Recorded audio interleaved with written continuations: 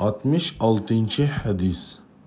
Peygamberimiz sallallahu aleyhi ve sellem mundaq degan: İnnallaha yuhibbu iza amila ahadukum amalan ay yutqinahu.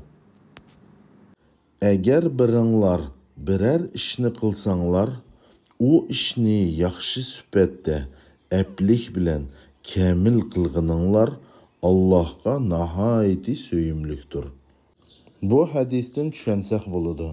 Agar bir odam bir ishni boshlasa, uning oyog'ini chiqarishi lozim va u ishni ko'ngil bilan yaxshi qilgani Allohga söyümlükdür. Va bu hadisdan tushunsak bo'ladi.